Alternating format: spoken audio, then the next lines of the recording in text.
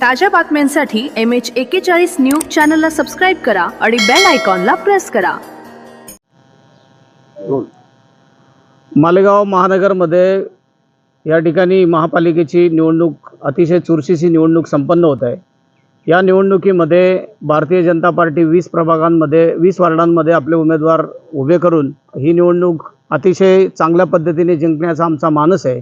परंतु ज्या वेळेला पक्षश्रेष्ठी आदरणीय रवीजी अनासपुरे साहेब आणि आदरणीय महामंत्री विजयजी चौधरी साहेब यांची सुरुवातीला मराठा दरबार येथे बैठक झाली, त्यावेळेला त्यांनी जिल्हा अध्यक्ष म्हणून मला त्या सूचना केलेल्या होत्या की जो कोणी पक्षाच्या विरोधात जात असेल किंवा पक्षाच्या शिस्तीचा भंग करत असेल तर त्याच्यावर त्वरित कारवाई करण्यात यावी।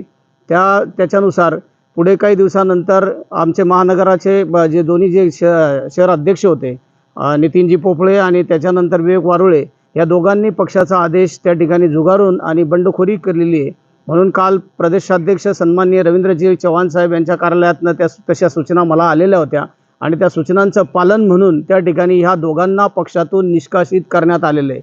आणि त्याच्यानंतर त्यांच्याबरोबर जर कोणी भारतीय जनता पार्टीचा कार्यकर्ता असेल, पदाधिकारी असेल, तो जर या बंडखोरांना सपोर्ट करत असेल, साथ देत असेल आणि मतं मागत असेल तर त्याच्यावरही पक्ष त्वरित कारवाई केल्याशिवाय राहणार नाही।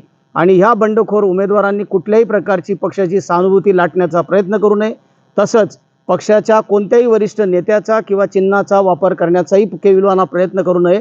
हे सक्तीचे आदेश आज जिल्हा अध्यक्ष म्हणून आणि माझ्याबरोबर निवडणूक प्रमुख दादा जाधव म्हणून आदरणीय बंडू काका आणि पक्षाचे पदाधिकारी आणि या उमेदवारांच्या वतीने आणि भारतीय जनता पार्टीच्या वतीने यांना देण्यात येत आहे। मी भारतीय जनता पार्टीचे पदाधिकारी आणि मालेगावातल्या सुज्ञ मतदारांना या ठिकाणी विनंती करतो की येणाऱ्या काळामध्ये 15 तारखेला जे मतदानाचा दिवस आहे त्या दिवशी आपण मतदान रूपी आशीर्वाद भारतीय जनता पार्टीच्या सर्व उमेदवारांना द्यावे।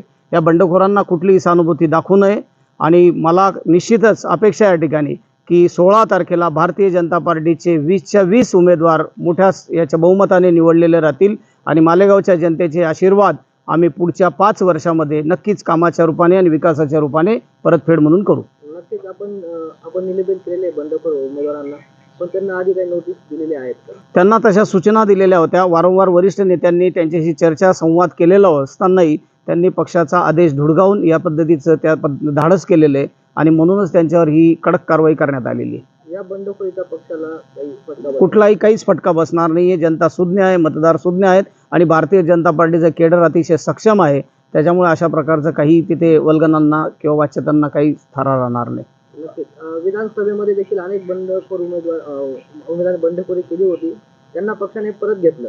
त्याच पद्धतीने आता देखील या बंडखोर उमेदवारांना पक्ष परत देऊ शकतो। पक्ष एखाद्या वेळेला तशी काही चूक केलेल्यांना माफी करू देऊ शकते, परंतु वारंवार जर कधी त्याच चुका होत असेल तर त्या गोष्टीला मात्र पक्ष अजिबात थारा देणार नाही।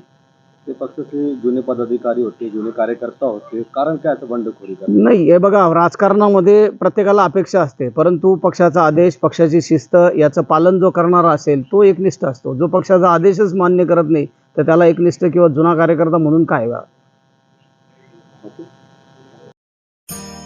ताज्या बातम्यांसाठी MH41 न्यूज चॅनलला सबस्क्राईब करा आणि बेल आयकॉनला प्रेस करा।